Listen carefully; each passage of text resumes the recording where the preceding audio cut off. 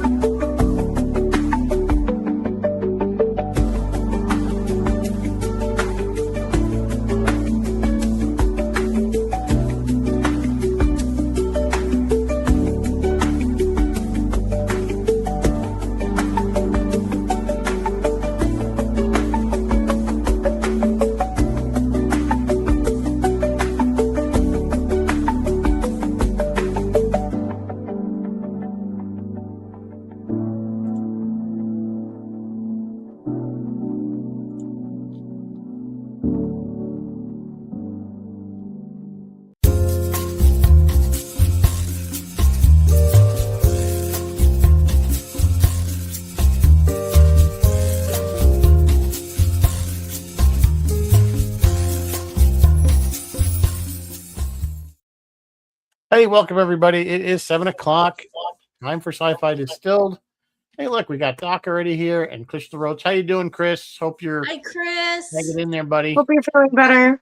Yes, we got Yes. gotta get up, gotta because we need him in tie. We need the shadow. Yeah, we do. So he has no choice to get better. So. We have no choice. None at all. Come to Florida and get you, my friend. Yes, we will. We'll come and carry you back here. So, welcome, Alex, and welcome, Mary Beth. Of course, tonight we are going to talk about artificial intelligence and its kind of impact on media and life in general, and where we think it's going, and where it should go and where it shouldn't go, and all kinds of things. I will preface it that we probably don't know what we're talking about, so just take that with a grain of salt. Well, I mean, none of us are experts on it. Let's be honest. So it's just our. Well, opinion. I mean, I ended up getting an A+ on my AI essay that I did, which is why I assumed you asked me here. I write the essay for you. Resident expert. So. Well, beginner's expert, but still. Okay. Whatever. We're in the presence of greatness. My apologies. Always. Yeah. Oh, hey Jeff, thanks for joining. Brian, my friend from Tampa, how you doing? Great. So we got a good crowd. But before we get into all of that, I think we have some news, as we always do. News. We got news, and we got news. I want to hear your opinions on the news. For those of you who like Greek mythology, and I'm actually one of them, Universal Pictures has debuted an epic new trailer for Christopher Nolan's The Odyssey. This is one of those massive projects that the budget's in the $250 million range. It's also the first movie to be shot entirely in IMAX's 70 millimeter film cameras. Tickets for the IMAX 70 millimeter screenings went on sale last year, and most of them have sold out within the first 12 hours of their availability. Wow. The Odyssey hits theaters on July 17. So wait, what does that mean for regular theater goers? Can we not see this movie? Does it have to be seen in IMAX, or? That's a great question. Don't know. I like the Odyssey. I mean, I like Greek mythology, but I'm not going to go to IMAX. All right, moving on. Fourth Wing fans, production's underway at Amazon Prime, and I am a Fourth Wing fan with the Michael B. Jordan's Outlier Studios. Rebecca Yarros herself is producing, says she loves the scripts so far. They've pulled a director from the Wednesday show over on Netflix. Meredith Averill will be working as showrunner and executive producer. Plus, as a bonus for Fourth Wing fans, Yarros has confirmed that she is now writing book 4 of the planned 5-book series. Yay, readers. Everybody read. Rumor mill. Yeah, read more. The rumor mill is running overtime lately, especially with the upcoming Avengers Secret Wars movie and the latest tidbit coming out, is that we will have all of the previous Hulk actors in it, including Eric Bana, Edward Norton, Mark Ruffalo, and Lou Ferrigno. That, I think, could be fun. Interesting. I just heard Lou Ferrigno is going to be at Star Trek Las Vegas. Is he really? Yep. How old is Lou? I don't know. He does a lot of cons. I think I've been at least to 4 different cons when he's already been there. Yeah. Yeah, he's come up here a few times too. Yeah. I think definitely was in Ottawa that one time. He might have been in Montreal. I don't remember, but yeah, the Star Trek people are like, what does he have to do with Star Trek? Nothing really directly. I think he was in a Star Trek Continues episode, if you really want to call that as counting. Yeah, I think he was. In a But beyond that, I mean, you got to remember, Star Trek Las Vegas is no longer a licensee of Paramount, so they can have whatever they do want. whatever the hell they want. They don't call it Star Trek Las Vegas; it's STLV. So, I think officially, I mean, it is STLV, but I think officially the words Star and Trek are still in there. I don't know what that means. Actually, they advertise it everywhere as STLV. That's their logo, is STLV.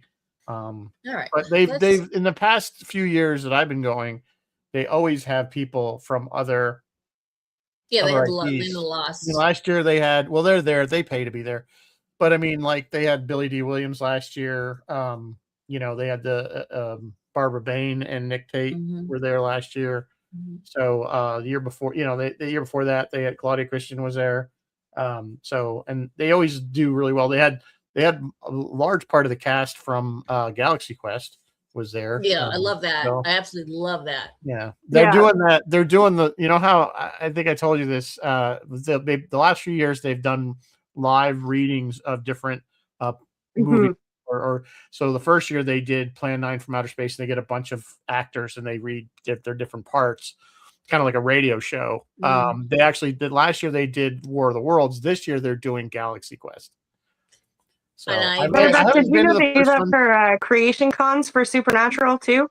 Yeah. They read random episodes and they reassign everybody's part. Yeah, so all of a sudden Jensen's reading like these people have nothing to do with the actual thing that they're reading. They're just random actors that they get together and do this. I don't even know if they rehearse it. They're like little improv nights, but for like really big names. It's super fun. So to do the whole movie of Galaxy Quest is going to be hysterical. I did mention that. It's funny because I mentioned it to Claudia Christian when I saw her up in Essex Junction, Vermont, and her eyes lit up. She's like, "Oh my god!" She's like, "I want to do I have one job. It's stupid." I'm like, "And you'd be perfect for it. She'd be great." I don't think she's not currently on the guest list to go this year. So anyway, you never know. They add people sometimes. Yeah. All right, moving on. More news out of the rumor mill. Peter Dinklage. He has been cast in Alien Earth Season 2. Production on Season 2 is expected to begin this month at London's Pinewood Studios, a move from Thailand where they were last year. So I wonder if they're going to get off that island or something. I don't know. We'll see what happens with that show. Or maybe nobody gets off that island. No, nobody really gets off that island alive, really. Just the principals.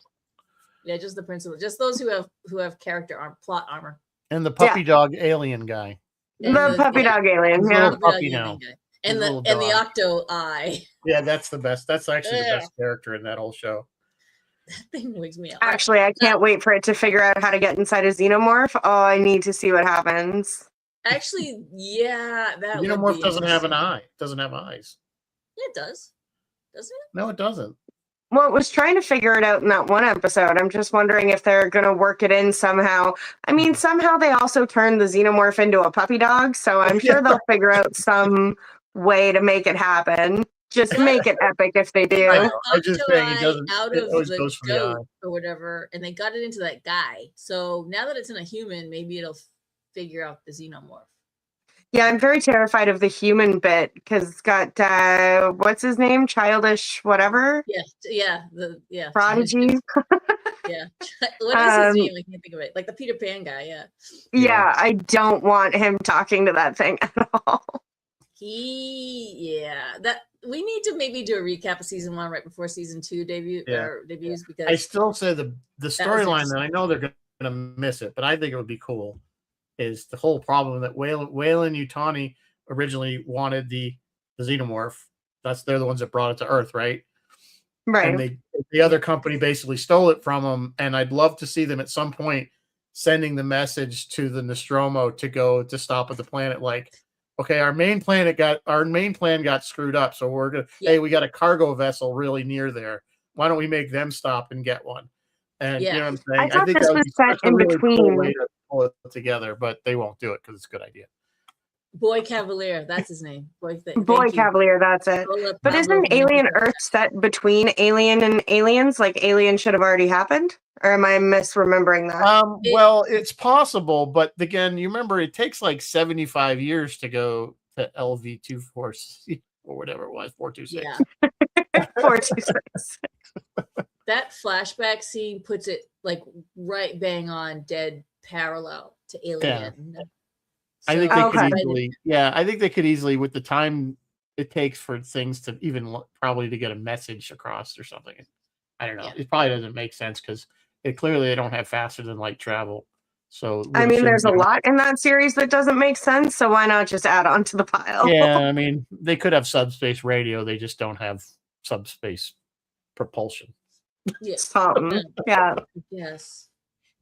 I guess. Anyway. Yeah. All right. But anyway, We need to moving go on. over that. When season 2 is coming out, let's have a Alien Earth episode. All right, more rumor mill. Game of Thrones fans. Speaking of Peter Dinklage, heads up. I have been bringing news to you about the Batman project. I reported that they put in Sebastian Stan as Harvey Dent. They put in Viggo Mortensen as his father. But now in what could possibly be stunt casting or just rumors from the rumor mill. They're saying that maybe Lena Headey, Peter Dinklage, and Nikolai Coster-Waldau, who are Cersei Tyrion and Jaime Lannister, have all been have cast as Harvey Dent's siblings. Rizzo, is this stunt casting? What is this? Is this real? I don't know. But if it were real, I don't know. casting? You know, I Because mean, yes. I would have said yes if this was maybe 5 years ago when Game of Thrones was a lot more popular. Yeah. It's really kind of fallen into the, okay, it was a great show and it's done. And I was not a fan of the newer, whatever the Dragon House of Dragon. It was meh.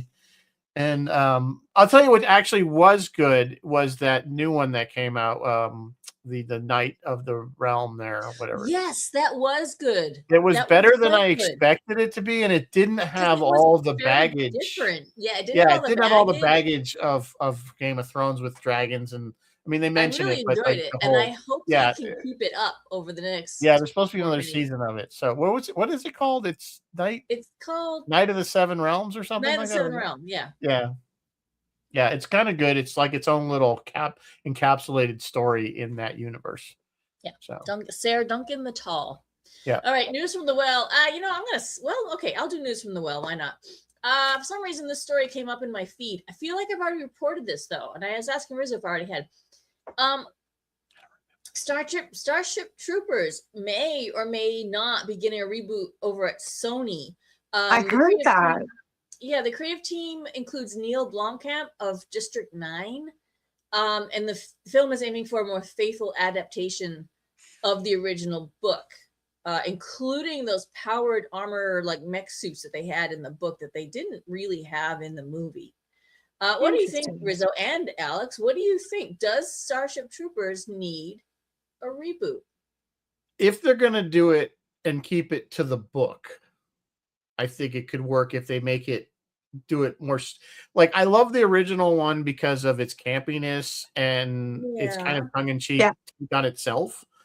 But I don't think it would have worked if they had tried to stick to the original novel and been the same kind of campy. It just didn't work. No. And I know why they didn't make that, because if you've read the book, we talked about this when we did Starship Troopers. If you've read the book, it's nothing like that movie at all. There's very few similarities other than the fact they're fighting bugs and the world is run by fascists. Isms. You got to watch what you say on these things or they ding you. So if you do it the right way, I think, and you make it serious and dark, I think it could be an interesting. Mech suits are not a new thing. I mean, no, the mech suits aren't, but I guess the fans were clamoring for them. Yeah, they didn't have it in the movie. I completely forgot about that part. I don't. Again, it was part of the movie. It was part of the book, but I don't know why it wasn't like that central. I honestly feel like the movie adaptation was perfect the way that it is. I love the campiness paired with the commentary on the happenings that were going on at the time. I know that went over a lot of people's heads at the time, but it's just it did. Yeah, but it's so funny. but it wasn't Starship Troopers. It wasn't the book. You know what I'm saying? It was like it's It like its own wasn't. thing. You know what I'm saying? I hear what you're saying. Yeah. It wasn't, but it was its own thing. So that's what I'm saying. If you're gonna do the book, then that's fine. I wouldn't reboot what they did already. Yeah, that's fair. I would say if they're gonna do it, do what they're saying, be faithful to the book. I don't think it'll be as popular, quite frankly. Just having read the book, people like, a lot of wit. They're gonna have to work in some action in there, and there's just not a lot in the book. Yeah, times have changed since that book came out. Yeah, that's true. That's so true. Yeah. So, all right, guys. Finally tonight, last piece of news. We are officially in May. We are in Star Wars month. Kind of a quiet month this year compared to years past. We do have the new Darth Maul show, and I'm kind of plowing my way through that now. I hope the 4th was with all of you on the 4th. I hope you all survived the Revenge of the 5th. Today is the 6th. Today is Star Wars Art Appreciation Day, celebrating fan art from all around the world. May 14th is the Maker Day because that's George Lucas's birthday. Not too much else going on until May 22. Mandalorian and Grogu. It is in theaters. And that's all the news that I have for you guys tonight. Rizzo, what are we drinking? We're talking about well, AI? Since we're talking about AI, I had AI make a drink. And I just said, make it tropical and sci-fi. And it did the rest. And this is what it came up with. Yeah. Light rum, pineapple juice, passion fruit juice, Persian lime juice. I'm not sure what makes a Persian lime as opposed to any other lime. Simple syrup, which is, they're saying rich, which is, I think, just a heavier simple syrup. Some blue carousel for color, and some edible glitter. Because, you don't have enough of that. Glitter. Yes, Didn't it's a thing. even know it is a thing. She kind of layered in there. It might be good. It's got a lot of fruits and just the only alcohol in there. Edible glitter sounds like it could have all kinds of fabulous. I don't know. It even generated the photo. So there you go. Gotta love that. So that's it. Give it a try. Could be good. I mean, all those ingredients together, I don't see how you go wrong, quite frankly. So all right. So a lot of talk lately. AI is certainly a thing. We were just saying before you came on, Alex, it's like, what was it? It's like 4 years ago, 3 or 4 years ago, you wouldn't even, AI was SkyNet. Yeah. I mean, even in academic journals today, they still make jokes in professional realms that it is SkyNet because there is a very serious warning that is in the Terminator franchise. I mean, we all love the explosions and the legend of John Connor, but at the end of the day, there's a message not to be ignored, and it really feels like people are very much ignoring it. Well, I mean, I know what you're saying, but actually what really people are using AI, whether it's generating images or text or whatever, it's really not artificial intelligence in the sense that it's still just a computer program that is, yes, it's like self-learning, but it's learning by looking up stuff on the internet. And that's why you can't ever, if you go to ChatGPT and you put in something, you can get some really bizarre answers that are just not true because guess what? Not everything on the internet is true. Is real. So it's AI is not accessing information that's out there, and it's using a very sophisticated software to kind of coalesce all that information, put it into a form that we can understand. That's the scary thing about these large language models is that they're not concerned with the truth at all. They're concerned with probability outputs. Okay, but we're going to talk about that kind of thing at some point. But at first, I just want to clarify. You're not done pontificating. I'm sorry. Continue. No, I mean, I want to clarify what we're talking about. And that Alex, you need to be on every week. Well, I'd never get a word in. Exactly. Oh, what a change. I'm going to just mute everybody and I want to talk. My point is that right now, okay, we're not giving the nuclear codes to a computer to run our lives. That's not what we're doing. Actually, not yet. So there are AIs that, I know everybody kind of just thinks of it as making stupid videos or videos that are, false or images that are false and all those things or whatever it is, which is a problem for sure. But it also, like with what I do is, with video conferencing and like what I sent out to you guys for our meeting notes, that was generated by AI. That was taking the recording of our voices, parsing it out, and realizing that these are different people, putting their thoughts into forms and actually summarizing it for you that's a very useful part of AI that is, I think is where, we as a society are going to benefit from this stuff. We already are benefiting from it, but I am not afraid of SkyNet yet because we haven't I built, am. they're not anywhere near a sentient computer. It's still just software. It's just software. And nothing has come up with the fact that it's going to start. I think that's a fear.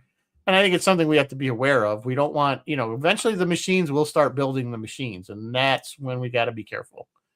The machines are going to start, they're already designing, people are already punching in, okay, I need a widget to do this. And the computers are designing these parts. So how far before the computer decides it needs the widget and the computer decides, and the factories are all run. But I mean, a lot of the fears, we ran into the same thing years ago when robots were taking over manufacturing. And people are like, oh, we're all going to be out of jobs but you can't you can't stop that. I mean, it's just because of the cost savings, It depends on the jobs that they're taking and what you take into consideration when you say the cost savings, because the amount of energy and electricity that goes into these large language models and the real estate that goes into setting up these data centers, these are very large, very imminent concerns. Yeah, no, they're absolutely right. data centers are- That isn't, because what's happening is everybody's trying to jump on the AI bandwagon, get their piece of that pie, and they're throwing tons of money. And I've heard that just companies are buying up as much of the electronics and stuff they can because they have to build, and it uses a massive amount of power to power all these servers that are doing this thinking for us.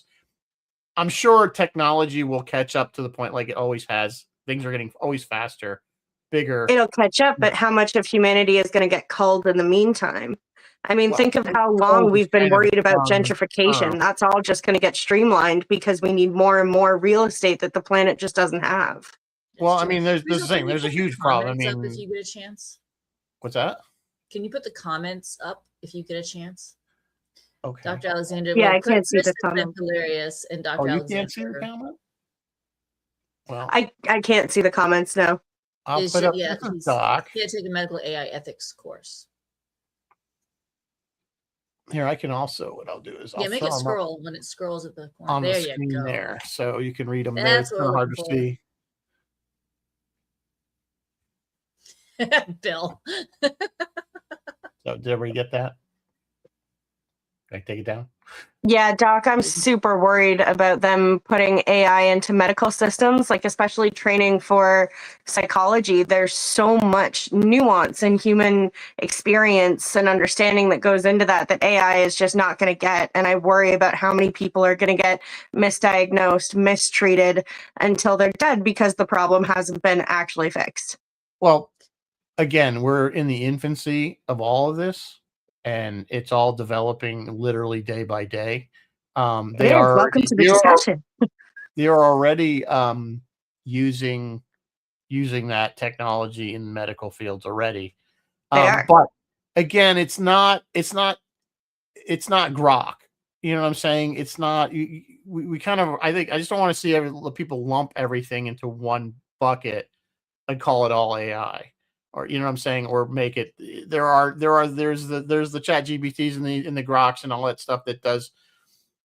They can be helpful, but they also can be a problem with misinformation. But when I'm not talking about psychology because I don't really know anything about that realm, but as far as medical, they're already using it for a lot of stuff. Again, just keeping records, being able to transfer people's descriptions into text to form that into records but there always has to be a guardrail. There's no question about it. At this point, there still has to be some kind of check and balance. You can't just so if there's still people that need to check that information, then why are we spending all the resources to have AI do it if we still need to oversee it? Because it takes a lot less people to oversee it than it does to create all that. And the computer can do it 10 times, 100 times faster than a human can. Yeah, Bill has a point. Bill Sotak is just saying 40 years ago, SUNY Stony Brook was developing it. Yeah, not just SUNY Stony, a lot of hospitals across the country were all trying to develop the diagnostic computer program. None of them really took off or worked. But well, because again, this is all, the problem, everything, like I said, every time a new technology lands, there's this massive fear that it's going to displace human beings in a certain area. Well, it already is displacing many humans. And it does happen but that's that's just the way progress works, is we improve things, just ways to do things, and we do eliminate work. We don't shoe horses anymore, at least, not as a regular business. Yes, there's still people that ride horses. There are still put horse shoes on, but I'm just saying it's not a business that you would go into and say, I'm going to make $1 million because I'm going to go into shoeing horses. You know what I'm saying? Right. We invented the automobile replaced those people, but those people might have gone into the manufacturing and became the auto worker, or, you know what I'm saying? Everybody, what I think with the problem with the current technology is it's moving so fast that you're not getting the time for the generations to shift the workforce to someplace else. Yes, though when you asked me to come on for tonight's podcast, you wanted to talk about AI specifically in the entertainment industry. And when it comes to displacing human beings in the entertainment industry, you're not just displacing somebody who pokes holes into the ground to put water and seeds in it. You're displacing somebody's human expression of their human experience and connection, something that AI will never achieve. Well, you're only replacing it from a financial standpoint. Nobody's stopping anybody from writing a book or, on their own, or creating an image or painting, or that. Where it's going to be removed is from making a career out of it, and being paid. But also expressing genuine human connection, which is my point, is that AI will never achieve that and will never be able to tell us our lives accurately. Never say never, because we are only in the first years of this, and we will get as it's going to keep improving and learning and improving and learning, and it'll. I bet before maybe not before I pass, but you're a lot younger, there's going to be a point where these computers are going to be almost indistinguishable from a human being when you talk to them. Yeah, and Bill is actually saying what frightens me is how some AI programs have emulated human quirks and stupidity. Yeah.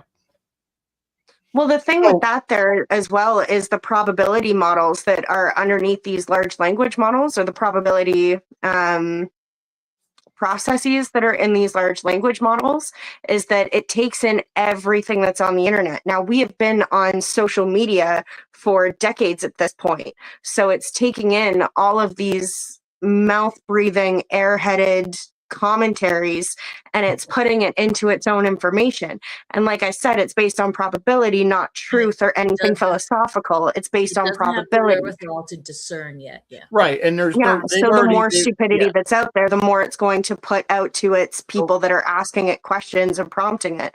Kind of like a modern version of the echo chamber of social media. It's now what's called a filter bubble, which is essentially an echo chamber within AI, because it's learning off of what you're giving it. And that, Michael, is what's stopping people from writing their own books and from making their own pictures, because every time they do and it gets put online, it then gets fed into AI and gets stolen without payment. Well, without payment is what stolen means, but what I'm saying. I know what you're saying. That's where there absolutely has to be guardrails. They've already had problems with some of the AIs where they were basically, people were asking it certain questions and it was giving these horrific answers, or answers that are inappropriate, like say for a child, and even though it knew it was talking to somebody. And so they, the engineers had to rewrite the software or put the guardrails in to say, okay, you can't do this, you can't do. They have to put rules in of what it can and can't do. And I guess I say it's such a new technology. There's always going to be these growing pains. I'm not defending stuff that's messed up. Don't take me the wrong way, but my thinking is that this is it's not going away. Okay, it's going to be there. They're not going to ban it. It's going to be there forever. It's here. It's the Pandora's box is open. So what we have to work on is how can we make it so that it is safe and people are respected and their work is respected. I mean, yes, it goes out when you ask it to say, make me an image of, a cat hanging from whatever picture you want to, you know what I'm saying? Of course, it goes out to the internet and it finds other examples of that, and then somehow creates something with 4 arms and 3 heads or something. That's exactly You know what I mean? saying. But I mean, it's like, but I mean, even human beings, when we want to create something, we'll go and look at what somebody else did. So is it doing this kind of doing the same thing that we do in our brains? It's just that we're not, I want to do a picture like Van Gogh did, so I copy his technique, and I can't do that because I'm stuck at art. But that's another concern I have too, is cognitive offloading and understanding and having the skills to do things. Because when a human looks up Van Gogh's technique or looks up another painter that can tutor you on Van Gogh's technique, you're building genuine human connection. You are expressing yourself, you are expressing a previous artist, and you are giving honor to a previous artist, and you are building that muscle memory within yourself. AI is ripping Van Gogh's work off the wall and putting it into this sloppy image that doesn't represent humanity at all. So, okay, fair enough. So you've pointed out all these things that are wrong with it. What is the solution to it? Because we all agree, I think we can agree, it's not going anywhere. Right? They're not going to stop it. So how do they solve that problem? That's a great question, honestly. When it comes to me personally, what I try to make sure that I do, because being in school, a lot of my systems have AI straight integrated into it. So I literally cannot say no to participating in AI. I sadly now need it for my school. But what I do is make sure that I'm being cognitive every time I'm using it, at least as much as I can, and making sure that I'm not using it for the silly things. You really have to make sure you're training your brain, especially in these days when dementia is like the 3rd most common illness in later life. Like, that has to do with the fact that we've automated so much. And there's generative AI with ChatGPT and whatnot, but we have had online searches for so long. We've had smartphones for so long where you don't have to memorize information, because you can just pull it up on your phone or ask, hey, Google, to do it previous to ChatGPT. Yeah, Dr. Alexander says AI needs supervised output. Alex just mentioned not using it for the silly reasons, and we are here to talk about the use of AI in entertainment. Rizzo, if you can you pull up an example or two of use of AI in entertainment? And I'm gonna, while you're doing that, I'm just gonna remind everyone that major Hollywood studios, including Disney, Universal, Warner Brothers Discovery, have launched landmark lawsuits against AI firms like Midjourney and Minimax. They accuse these companies of copyright infringement, alleging AI models were trained on copyrighted films, shows, and characters, such as Darth Vader, Minions, Marvel Hero, whatever, without permission or compensation. So let's take a quick look, if Rizzo has any. What's that? What am I showing? Yeah, I agree, Liz. AI doesn't cause dementia, but yeah, that's... yeah, no, the cognitive offloading. AI causes cognitive offloading, and by not allowing your brain to exercise, you're inviting further illness in. You're not building that muscle memory. You're not strong guarding your crystallized memory and your crystallized skill. I firmly believe, though, that there's an application where they could create something that would actually help people rather than hurt them. Yeah, you know what I'm saying? Is linked to damage in children's brains. I'm not seeing a lot of study about damage to adult brains, which is what I mean, there's clearly problems with people like these basically like their AI girlfriends or whatever, or boyfriends or whatever you want to talk to them. They people that are gone down that rabbit hole that they believe these. Oh yeah, I wasn't even going to go there. I mean, but I mean that's the problem. AI has definitely convinced people to end their lives. But people, yeah, I mean, obviously, well, there's been issues with that too. But I mean, on the funner side of things, people are using it to do kind of, as you put it, kind of silly and stupid things. But I know these AIs are not built using things like Grok or ChatGPT or any of those large servers. They are usually computers on their own premises using their own software to generate the images and the whatever to create their videos or whatever they're making. Those are all done internally. obviously use the internet to get information, but they're not the big servers that people are using to write their essays or whatever I'd like online. Right. And I think that's what Mary Beth. Some of them, I've said, we've been kind of watching some of the ones on YouTube, and they're very clever. And there's no question that a human obviously had to have input into it. And I know people that do build these things, and it's not just, hey, make me a video about Star Trek and, make it a country song and do, they're constantly going back and forth and telling it, no, change that, change this, do this, make this.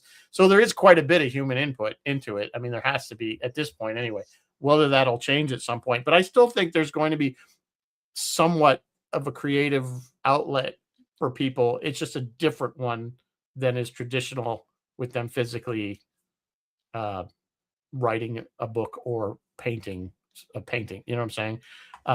People like me who don't have any artistic talent might be able to actually create something. I don't know. I look at it that way. I can't. I don't have the ability to paint or write a novel, but I have ideas for ones. I just can't put it into words. Anyway, I don't know what you wanted me to show, Mary Beth. One of those music videos. You had one of those queued up. Any of them? The T'Pring one. Yeah, I got the T'Pring one. This is kind of funny. So this is on YouTube. This is a channel called Out of Context AI, and they've been doing a really bunch of funny they do all kinds of IP, but they've been doing a lot of Star Trek ones. And I'm just going to show a little bit so we don't get dinged on the copyright stuff. They love to do that. Let me get it. Hang on. So share that, and I got to play it. Hang on.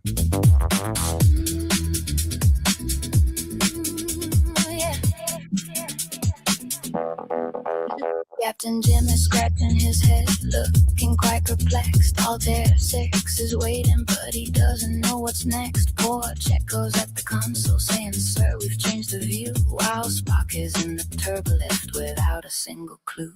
I don't recall the order, says my husband with a sigh, while the doctor checks his vitals with a very worried eye. Days until he flatlines from a biological glitch, unless he gets to Vulcan just to scratch a primal itch. That's probably it. Yeah, that's all I'm going to show on that. Just because, but these are freaking hysterical. I'm sorry, some of them are really but just because they're funny doesn't make it okay. No, so there's a lot of image there of obviously people that you would recognize, no question about it. And that's another sticky wicket. Now this would be considered parody, obviously, derivative if you want. So I'm sure that's how they're getting away with not being shut down by like Paramount. But I'm going to guess William Shatner probably wouldn't appreciate it.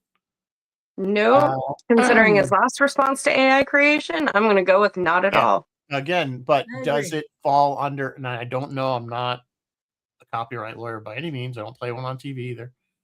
But,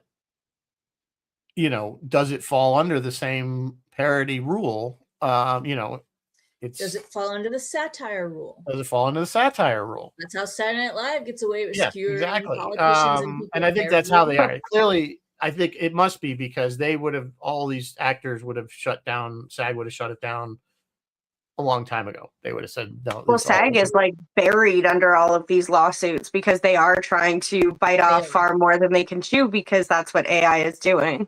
Yeah, they are. And I agree. This is where the guardrails need to come in because I know if it was my image and I was Bill Shatner, I'd be pissed too.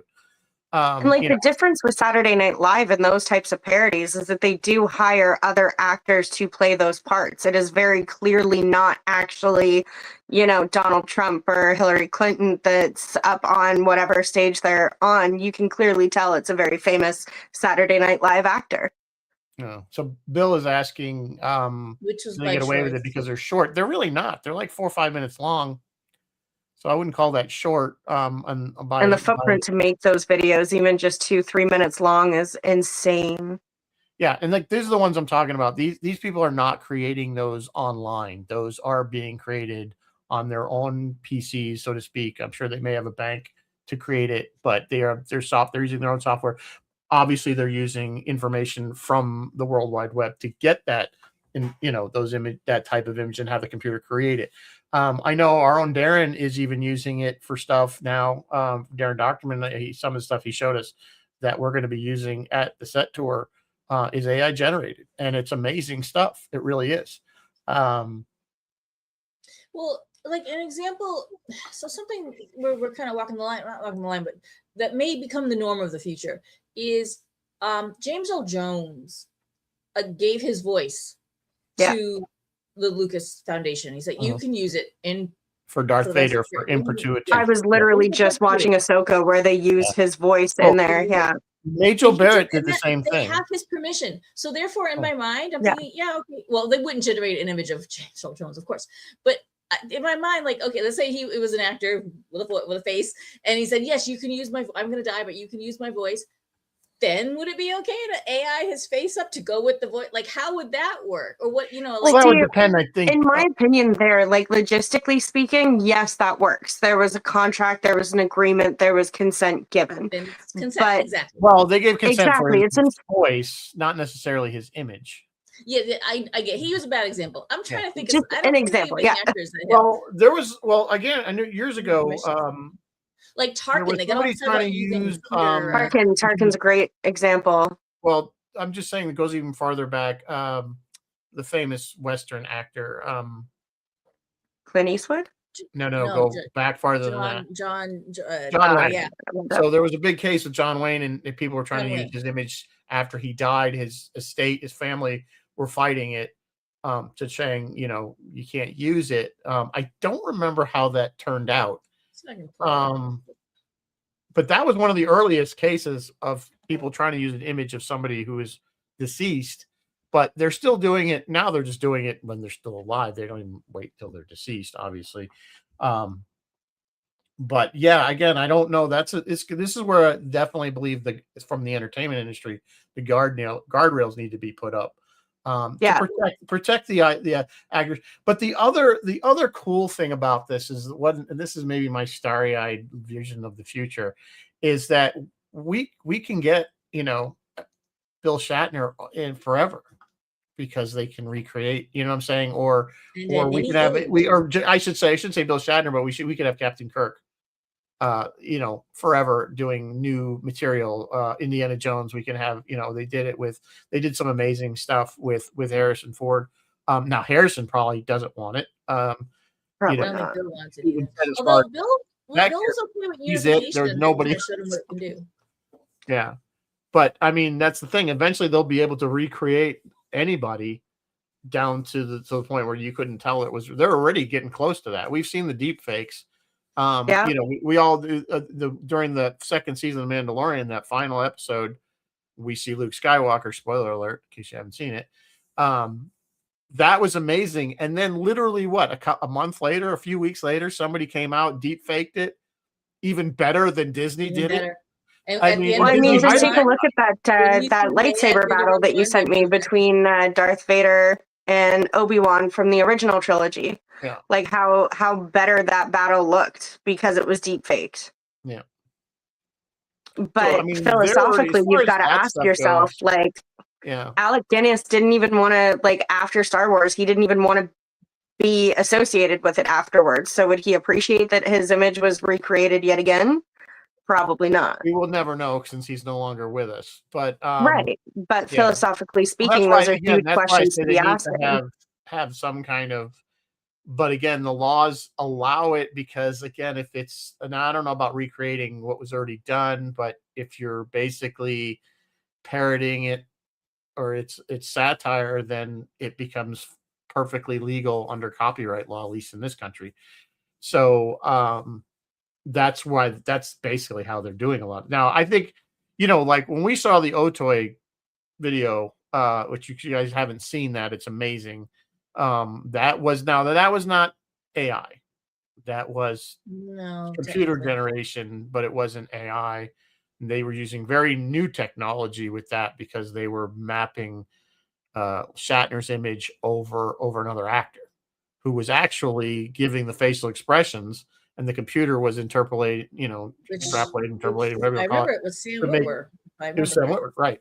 Who did an amazing job of copying. I'm just saying that was so good. It was, I mean, you felt you were watching Captain Kirk from the original series on screen again. That's why it was so impactful, because it was so good. And I could see that happening. Part of me wants that technology and that kind of thing to keep going, because I would love to see people that are no longer here make new stuff. I think that could be a positive if it's done right and with all the proper respect done to the original actors. Depends on your perspective on it. I mean, personally, I get what you're saying. Like, don't get me wrong, if I could get Buffy the Vampire Slayer in her prime forever, like that, yeah, on a self-serving note, that would be awesome to just constantly have new Buffy material that is just as good as the original. But at the same time, that's never going to be Sarah Michelle Gellar. That's never going to be her interpretation of Buffy. That's going to be some computer's recreation of it, which to me is not the same. Like, for me, and musically speaking as well, the reason why I like to go see live shows is because I like to hear the actual talent going. I don't want to hear computer generated. I don't want to see computer generated. I want to see what a human being can do with a microphone and a guitar, essentially. And that's why I don't like those live shows where they sing along to pre-recorded songs. I prefer when artists are live on their stage. Nobody likes that. I don't think. I don't know how. Yeah, that in a live performance, I don't see that. I mean, it could be impacted, I suppose, like anything else. But once the hologram technology, who the hell knows? You might have a complete. I mean, they already have basically complete people that they've created to be spokespersons and stuff that are not real people. Well, I mean, look at Horizon on our MetaQuests already. There are concerts already that go on there. Right now, those concerts are filmed by real people doing their real shows. But you're very right. We're very close to it, just not having like very little human interaction at all. Again, I don't disagree with you on a lot of it. I look at it and go, like I said, the Pandora's box is open and it's not going to go anywhere. So, and I'm not saying don't fight it, but I think it just needs to be either somehow controlled in a way that makes sense for everybody. But I don't know what that is. And again, I'm not a lawyer.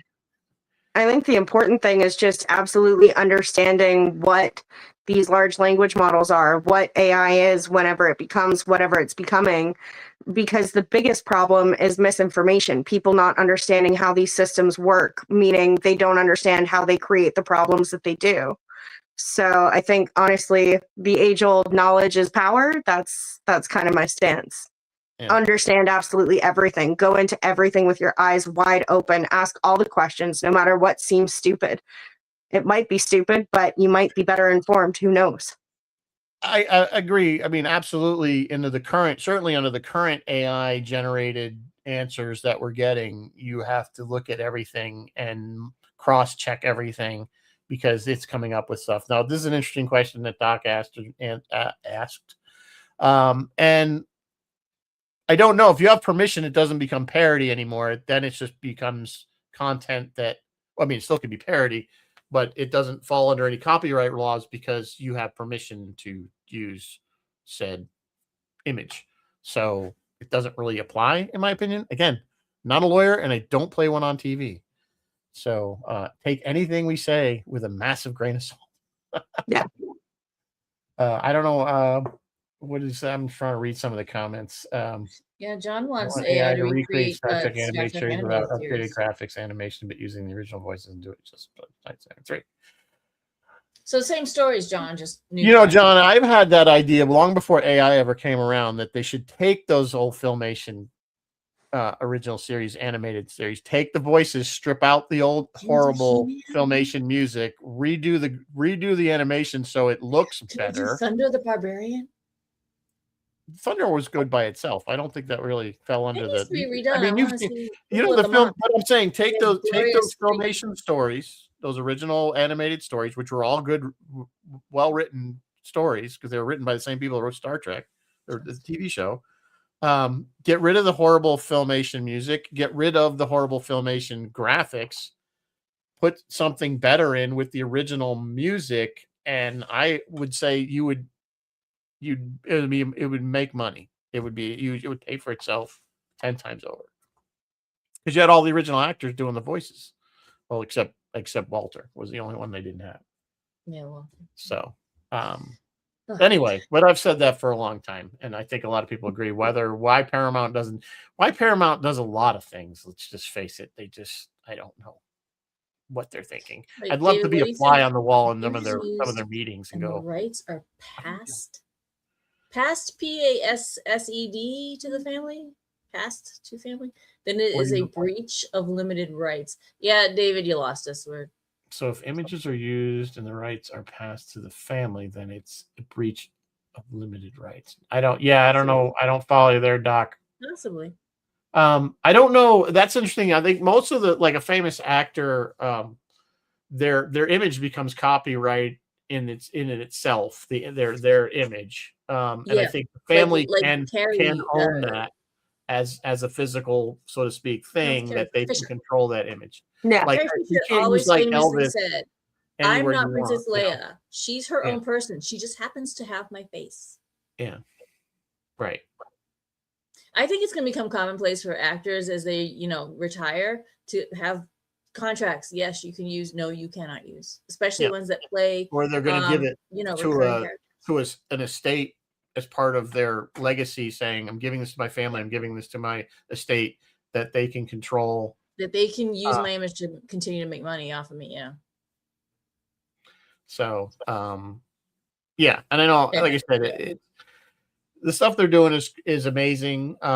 You saw what we're working on for the Galileo, I think. Did you see that video? I can't talk about it because it's but it's amazing what that was. That was AI though. It'll be out soon, I think. Yeah, well, it's going to be cool. You guys are going to be nice. Bill wants you, Rizzo, to go ahead and make the animated series suggestion to the Paramount brass. That's assuming we have any communication with Paramount brass. Yeah, I know. The funny thing is Paramount right now, I think anybody can do whatever they want with Star Trek IP because Paramount is they're such a mess right now that they're not looking at what anybody's doing.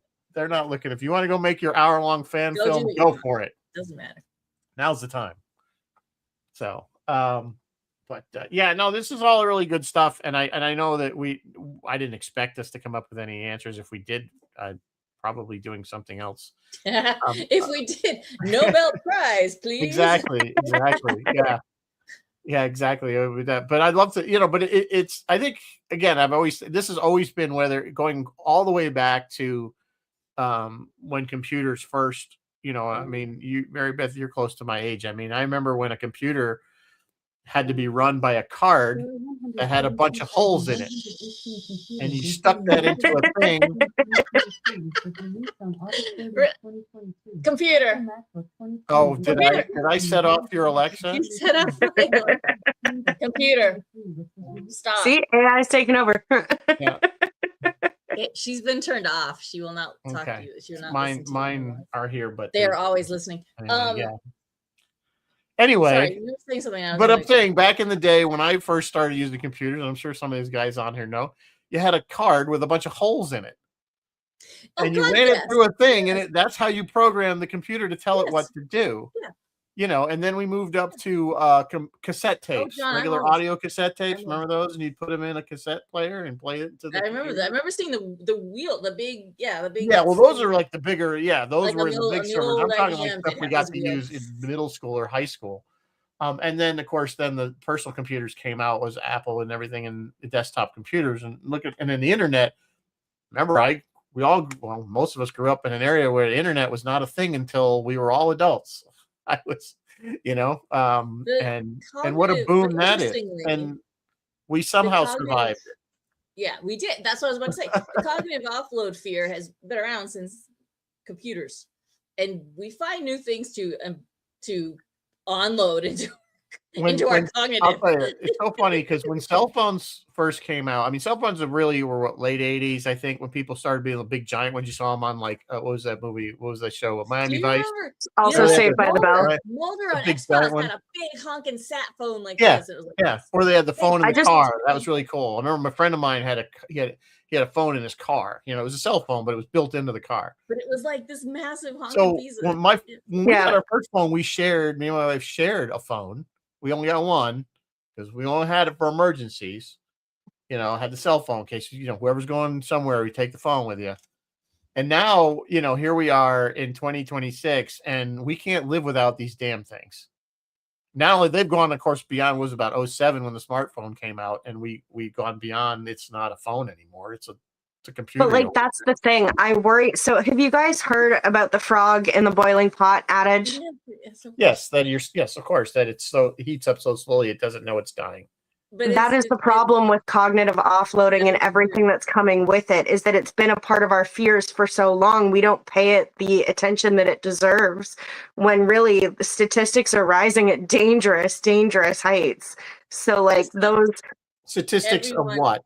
When you say there's statistics of illnesses that are happening because of cognitive offloading, and the things that are happening in later life because of things that we're not crystallizing and working into our...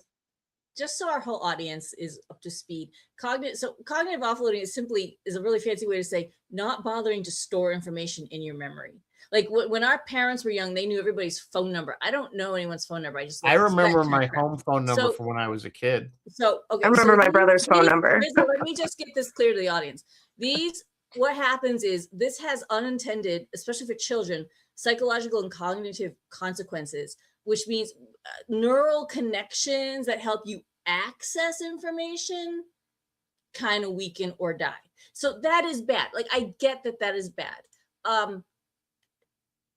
Just so that everyone's clear on what cognitive offloading is and what it does. However, I think we find new ways to make new neural connections and strengthen other areas of our brain all the time. I don't think we're going to suddenly, I mean, I don't know, maybe we are going to turn into idiocracy, because I couldn't remember. At least in this country, mental illness is not treated properly. We don't take care of it properly. We don't support it. We don't. It's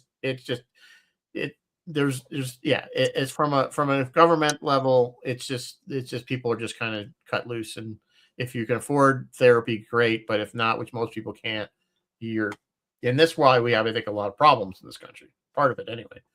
And it gets worse when people try and outsource that to ChatGPT and things like that, because of the issues we've discussed over the last hour. Yeah, absolutely. But I think Mary Beth is also correct that it's probably part, I wouldn't say human evolution, because that takes over many millions of years. That takes a long time. I do think humans, we adapt, and then we like, you know, they always say, like, well, when somebody loses their sight or their hearing, other senses get stronger. We do have elasticity. We do have a plasticity to our brain. Absolutely. Yeah, that's what helps us heal and learn how to operate differently after accidents and stuff.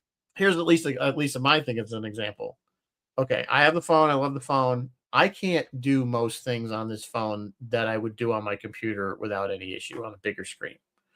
I can't stand looking at a small screen. But I'm an old guy. My daughter, who's 24, does everything on her phone. You do everything on your phone, Alex. I bought my house with my phone. Yeah, but I mean, you can deal with this because you're more used to it and you grew up more with it as more of a common thing. Whereas me, it's like, I can't. No, yeah, I got to have a big screen. I don't like. Sometimes I like a keyboard. So I mean, I think that's kind of a simplified example of what we're talking about. Is that, you know, as generations come, they're going to adapt.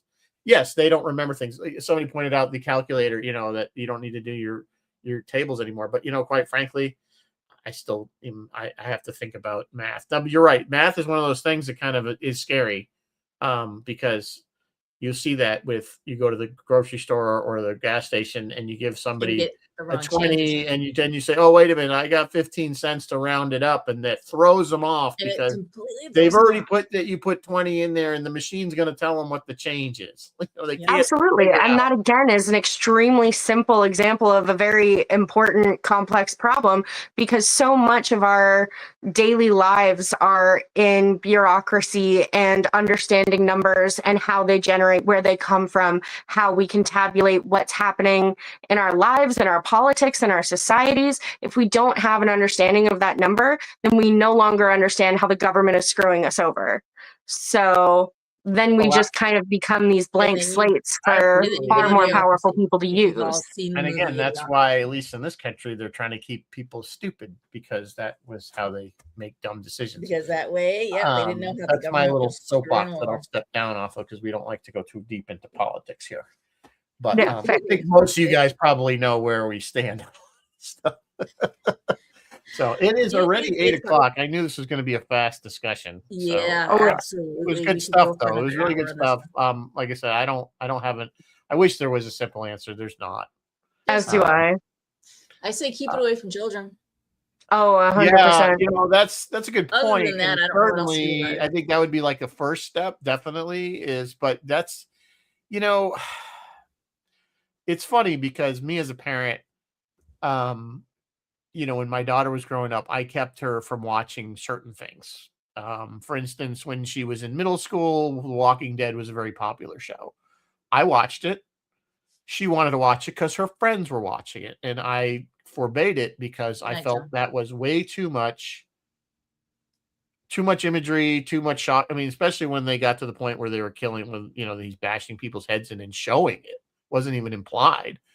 I was like, no, you're not going to watch that until you're old enough, or at least that you're old enough that I can't stop you from doing it anymore. Absolutely. And I think, but I'm like, who are these parents letting their kids watch this stuff? Because I'm Well, it sure they're just depends. becoming more numb to violence in the world if they're exposed to this at a young age and saying, well, that's just normal, watching somebody's head get bashed in. Well, I'll actually echo your own words in that point. The thing there is your safeguards, right? Like, you don't have to necessarily become numb to the violence if you have somebody there with you watching that show and making sure that you are critically thinking about the things that you are seeing. Like, I'm very much a similar example to that as somebody who was watching Buffy from 9 years old. Now, as somebody who's been studying psychology for the last couple of years, do I think that was a healthy choice for my parents to make? No, probably not. But at least my mom was sitting there with me during the show and asking me things like, do you think it was okay for Buffy to treat her friends like that? Do you think it's okay for Buffy to accept treatment from her boyfriend like that? Is that abusive or is that funny? Is this okay or is this unhealthy? So as long as you have those safeguards, and I really like that point. I think that's a great point, is we need safeguards for all of these types of things, especially with developing minds. I don't disagree with that at any particular point. I guess my thing is there's still levels of, okay, Buffy had some adult themes, absolutely. But it was geared towards teenagers, I believe, if I'm not mistaken, mostly, or young adults. Young adults, I would say. Yeah, but I mean, but there are certain programs that I think are just a little bit too much. I don't care. Parents sitting next to them like, so do you think he should have bashed that kid's head?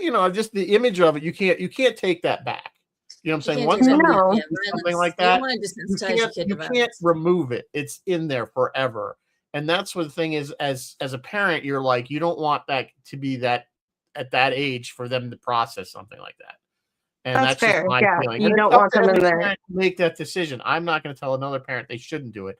I may disagree with their decision, but that's up to them. But I do think that those images that are meant for adults, I think they do eventually. They can affect kids down the road and desensitize them to it.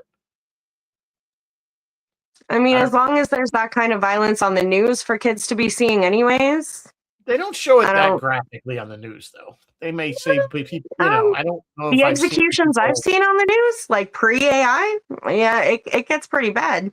I don't think I've seen. It's not like shoot somebody entire face are you talking off, about the but news, like, or are you talking the internet? Regular mainstream media does not generally ever show anybody. Yeah, ABC Nightly News has not shown any. Does not show anybody being killed. I mean, with the internet being so commonplace and accessible by kids anyways, that's the same difference. I get that it's not news on network television, but it's just as accessible. A parent would need to be involved and know what their kid's watching, and I know that's not always easy to do. No, yeah.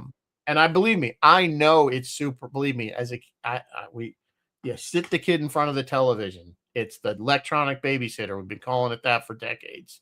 It's too easy to do it. It's too easy to do it. And telling you, if you have a kid that's just, you need that break, I get it. I was a parent, I know exactly, people go through. Well, see, the super interesting thing about that, the generation that was raised by the television, is that there's now like a parasocial relationship dynamic epidemic in young adults now where they don't understand how to genuinely connect because they have connected so much with technology and media rather than in-person people all the time. I agree. And, It's a fascinating we grew up, development. of course, we watched a lot of TV as kids, and, we watched started on Star Trek, 5 o'clock in the afternoon, beyond. We did in the basement watching it on the TV. But we also, I'm kind of like those of us of the generation that we did that. We did a lot more where we were outside just playing and not being tied to electronics because we didn't have it, didn't exist. Exactly. If you didn't know how to do something, you had to ask your family, your friends, or your neighbor. You had to connect with people had to and write build a paper. community, We had to go rely on your find- community. We used to have to go to the library and look up books, and then, use or the Dewey if you were Decimal lucky, System. you had the World Book Encyclopedia at your house. Your parents paid a lot of money for that. Nowadays, I hear students denying projects because they have to go all the way to the library to go and get their book rather than get the PDF online. It's horrible. That's crazy. The amount of information people cut themselves off to because of the laziness that comes from technology is astounding. It is amazing. Do they still teach the Dewey Decimal System? Does anybody even know? Kids today even know how would begin to know how to use it? They don't know how to read an analog clock, Rizzo. How could they know what the Yeah. A lot of them don't. Yeah, that's true. That's true. That's true. They used to. And now with cursive coming out of the education system without people quote unquote translating older official documents, like that gets scary.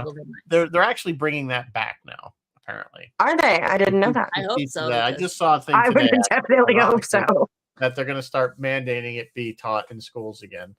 We'll see. Small wins everywhere. I mean, when I was a kid, we were going to be on the metric system by 1980. So, here we are. They taught it to us. It just didn't take. They tried. They tried. Didn't stick. I remember learning all that. Didn't stick. Yeah, that was Carter, I think, wasn't it? Carter was going to put us forward. I don't remember what was going to. We're going to be on the metric system in 1980. Liter cola. Yeah, Americans said, "Hold my beer." Cola. No, we won't. No, we won't. All right, you guys. Roy is pushing his show, the show on the Sid and Marty Krofft episode back because his cat Marblehead has not been well. So we send good wishes out to Marblehead and Phil on WUSB Stony Brook. We'll have singer-songwriter Jan Close on at 4:00 tomorrow. Talk about his new album Future Trap and his upcoming concert in Port Washington, Long Island. He'll have more merchandise at the Coxsackie Flea Market for those of you who are on Route 9 West and West Coxsackie. Oh, and he will have, there's some big Bill McNulty news coming up next week, so stay tuned for that as well. Rizzo, what are we doing? Well, I'm waiting to hear from Doc. You're on. I'm still waiting to hear if you're going to be available on the 20th. Doc was going to come on next week, which we may still if I can't get it switched. But I need to go to Thai kind of next week. So work on the Galileo stuff. Galileo, we're getting the building built. This is physical stuff's going on. So yeah, we're gonna hopefully have Doc on the next show to talk about Artemis 2 and Artemis 3 and so forth and so forth. So as soon as he gets back to me and lets me know if he can do the 20th, we'll do very subtle hinting, winking, nudging. I was right there. Come on, Doc, let me know. He's not listening to us. He's not listening. All right. On that note, we'll wrap it up. Good discussion. I loved having these kind of discussions in general. Every now and then this was great. Topic. Good chat. I hope maybe somebody got something out of it. Doc's saying he can do the 20th. Okay, so there you go. No show next week. Doc on the 20th. So no show next week. Let me write this down. Before I forget, put it in your AI chat bot and it'll remind you. Oh dear God. While you're writing that down, have you guys talked about the hunt for Gollum? No, we have not. The Hunt for Gollum is coming up, and it is being directed by Andy Serkis, who plays Gollum / Smeagol. I heard about that. I have heard of that. Yes. Do you guys know the origin story of where this project came from? There's another adaptation of Lord of the Rings on Netflix, apparently. There's a million adaptations of Lord of the Rings. Is there really? This is apparently new. I don't know. She was just talking about it tonight. I don't know. I hadn't heard about it. So The Hunt for Golem specifically, I had heard Stephen Colbert who is, if you don't know, he's a huge fanatic, like an absolute stan of a fanatic of Lord of the Rings. If anyone can do Lord of the Rings justice that isn't Peter Jackson, it's going to be Stephen Colbert. Yeah. Sorry? Stephen Colbert knows Lord of the Rings inside out, and not just the main better stuff. than any of us. Like the Silmarillion and all the other like crap. everything. That stuff gets pretty deep, and I admit that I am not that versed. I read the books, and maybe and that's about it. So. Well, it turns out, like back when the original trilogy came out, Stephen was really upset because there were 6 or 7 pages of the first book that weren't included in the films. Bombadil story in the original. So it took him like 15 years of regulating himself to reach out to Peter Jackson to be like, hey, so like, no offense or anything, but you left this out and that's like really not okay. So can we just like rework that and make a thing? Can you and I get together and make a thing? So they did. And then Andy Serkis got so excited. He was like, please let me on in any way, shape, or form I can. If I can direct it, I want to direct it. And Peter Jackson was essentially like, thank God, it's all yours. Yeah, he probably had enough. Yeah. Yeah. So I'm super excited for that to come out. Yeah. Well, I'm sure we'll cover it when it comes out. Yeah. So, all right. Yeah, we're way past the hour, and I like to keep things on track. So, on that note, and I'm going to say the third time, I think, live long and prosper. There it is, and may the force be with you always. May the force be with you. See you in 2 weeks. See ya. Bye-bye.